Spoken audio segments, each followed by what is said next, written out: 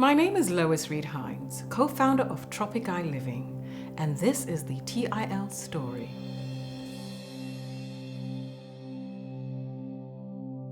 Jamaica, the land of wood and water. That's where I'm from, actually, and I tell you, that country is such a blessed country. Every time I go back and I see the rolling hills and how green it is, and the sea and the sand and the soil, I'm like, wow, God must reside here. It is just an absolutely beautiful and amazing, mystic place to be from and to always revisit back. I get so revitalized by the people, by the culture. My ancestors are there. My grandmother still is there. Even though she's 6 foot under, her spirit is still there. The people of Jamaica and the energy of Jamaica is just so different. We're out of many one people. We don't see color, we don't see money. Everything is always airy, no problem. To sum it up, I had a wonderful childhood. I'm from a family of 10 children. I have a twin sister, and needless to say, we had a soccer team. Okay, I have 2 grandparents. Well, they're separate. One is from Manchester and the other one is from St. Elizabeth. And we used to visit them all the time. They're very different, I must tell you. My grandmother, Ansa, well, we call her Ansa, but her real name is Adassa. She was the bush nanny then, or the bush woman. Very spiritual. And when I visit South Manchester, which was so different, it was very green and very insular. Everybody knew everybody. The earth was red, the soil was rich, and the culture was steep and different. She would, just kind of sit there when we come, and Daddy would always take us there every Saturday. She would bring out whatever she had because she knew we were coming in terms of food or ground provision or Neesberry sour sop. Sometimes when she would come and visit us and I see her, she would have a leaf stuck in her head, and I'm like, what happened, Ansa? She said, Lord, the head no feel right, but it's all right. I have sour sop. At the time, I thought the lady was crazy, but I was only 8. What do I know? But even in that little answer, that was a lesson of teaching about bush and herbs.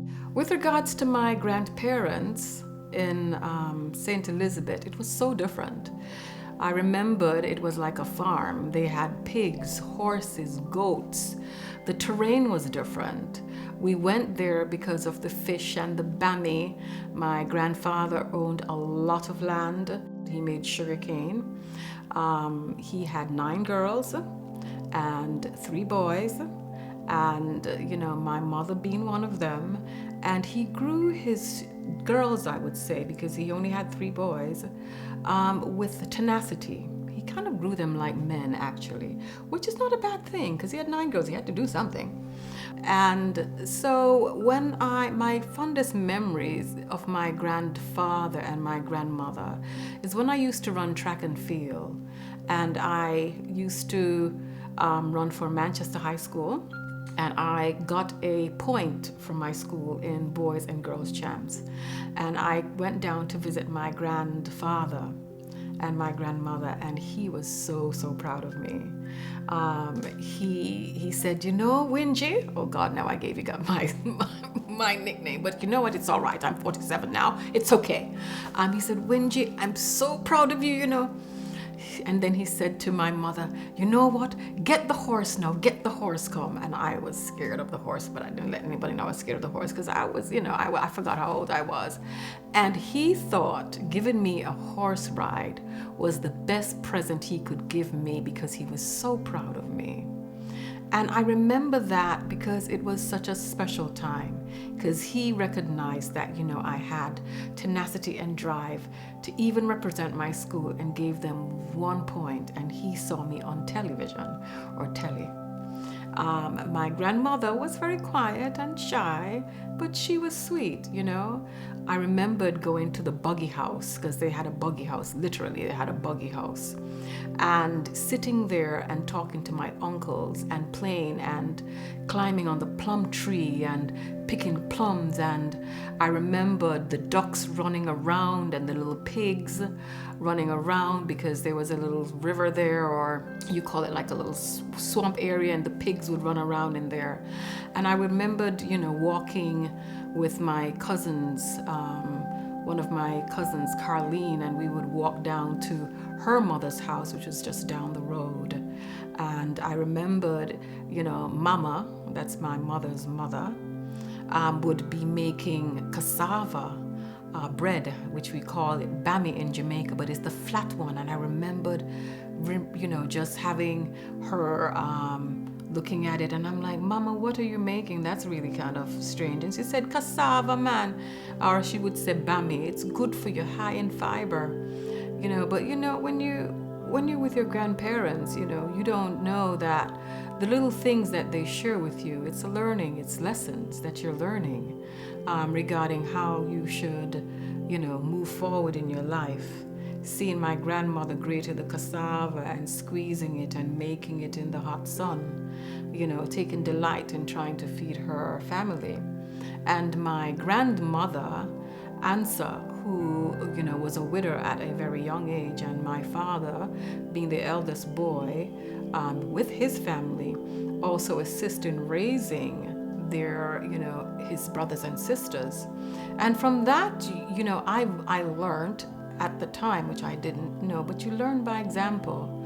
You learned how to be of service to others in spite of the responsibilities you have at home. And that's what I think I will take away from my father. And from my grandmother, I learned to love the land and appreciate root and culture. Because my grandmother would do certain things that were steeped in her African religion, and she would not really sometimes disclose it.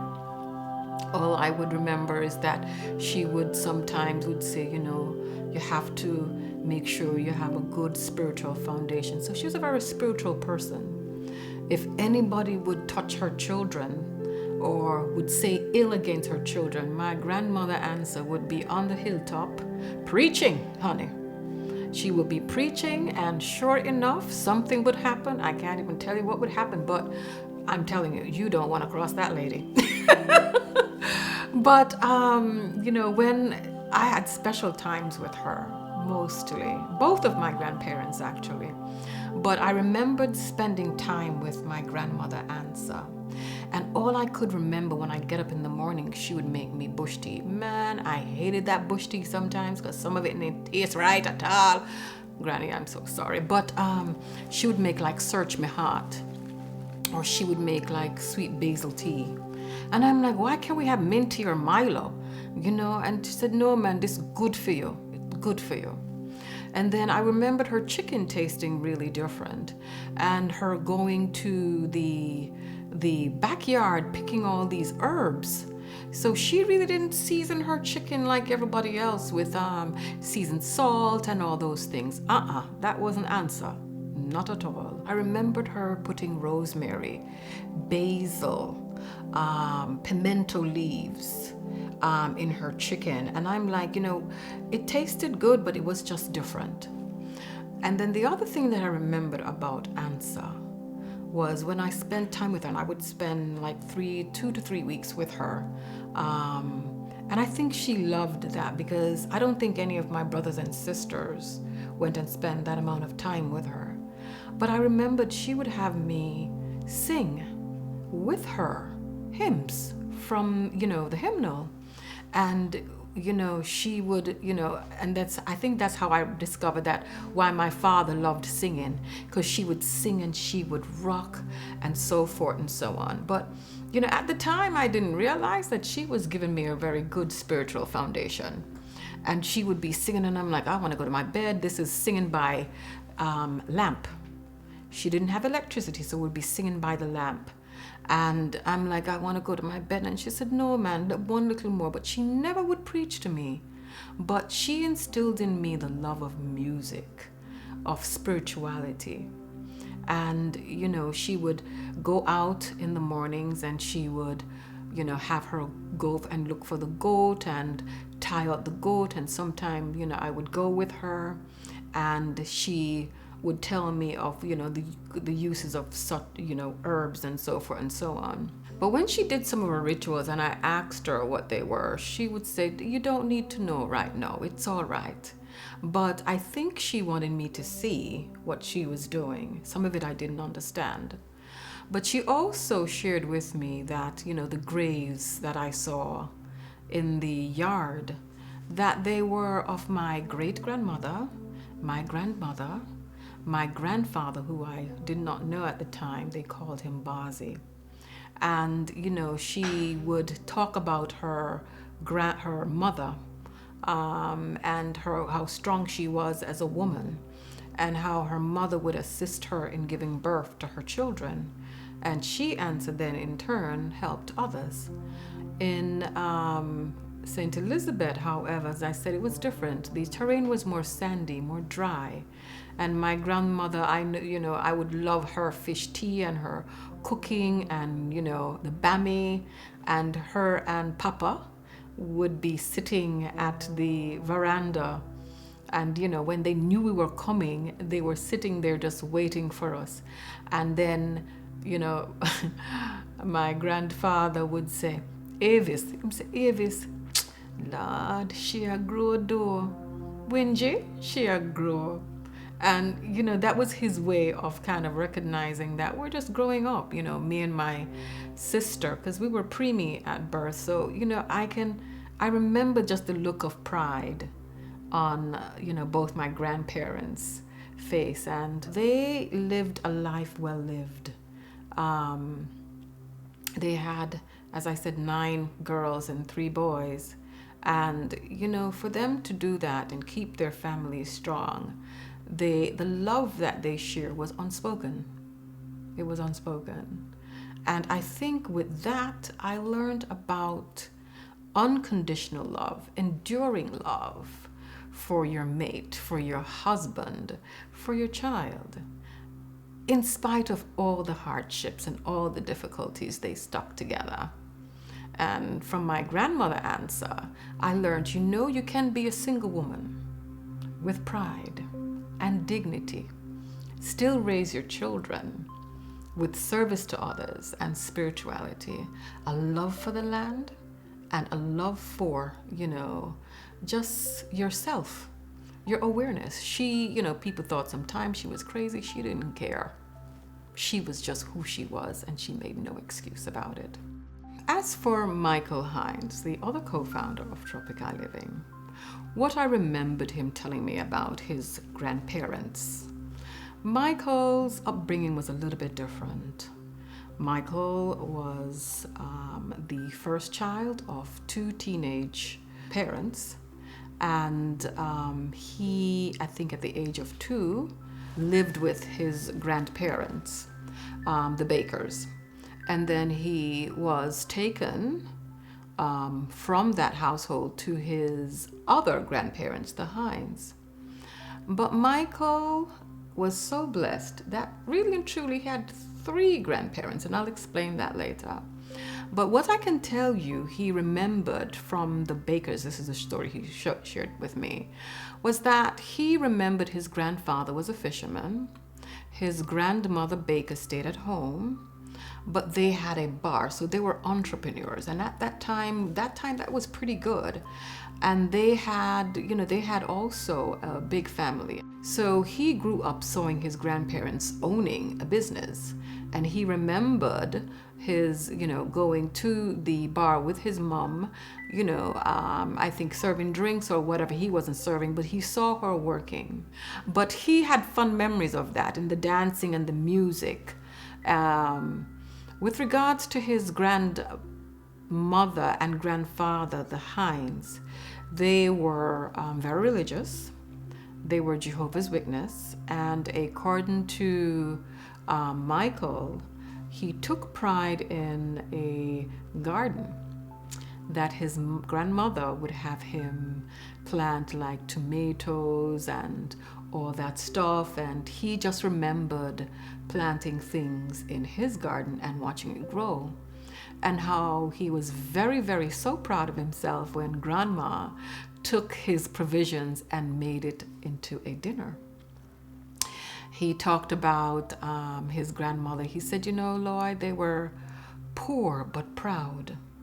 And, you know, I guess that's where he got his pridefulness from, which is not a bad thing in terms of he was still humble, but he was filled of pride. He didn't let his circumstances dictate how he felt about himself. The quiet confidence, I call it, the humility, I call it, that really just made Michael so special. I think also he got from his grandparents the act of servitude, because even with the witnesses, their servitude, their service to others are very strong, and their religious faith are very strong in the way they are, you know, they were taught, and they go into field service and so forth and so on. And what I liked about his upbringing, in that with Jehovah's Witness, they're well read and they are researchers and their zest for knowledge. And I think that's where Michael got his craving, I call it, from. He craved knowledge. He craved to understand what is, why is. But at the time, remember now, I told you, his father was a teenager, and at the time when he was 9, I think his father was in his early 20s. His father got married to a beautiful woman named Andrea Gale. So Michael told me that at the time when they were 9, which is both him and his cousin Dennis is Michael's cousin, but they kind of grew like brothers. Dennis came down from England, kind of mashed up Michael's calabash because he was the only grandson at the time. Dennis and Michael became inseparable. Dennis was born one day after Michael, and they're the same age. So Michael would share me stories with me regarding both him and Dennis's little escapade going to the river when they're not supposed to go to the river. When they came home and Grandpa asked them if they went to the river, and they told him a lie and said no. So then Grandpa said, then how you look so clean? So guess what? Grandpa knew what the deal was. And needless to say, in Jamaica, we believe in not sparing the child, and therefore they got a little whipping, okay? So discipline was very strong in the Hines household, but love was there, lots of love. His Aunt Eunice, he spoke of fondly. His Aunt Peggy, he spoke of fondly as well. Those people who helped to nurture him and grow him. When he went to Kingston, however, and he met his stepmother and his stepmother's family, this is where I tell you now, I think he was blessed. He met a lovely old lady called Grandma Gale, which is Aunt Andrea. That's what I call her, my mother-in-law, her mother. When Michael went to Kingston, he was 10, I think. Yeah, 10, and he was in grade 1. Now that is unheard of. That, and the reason why he was in grade 1, not because he wasn't smart, there was an issue with his birth certificate. So Miss Gale, or Grandma Gale, took Michael under her wings and taught him for 2 years, rain or shine. There was no vacation, nothing. Got him up to par in grade 4 or 5, took the common entrance. This is in 2 years, which is unheard of.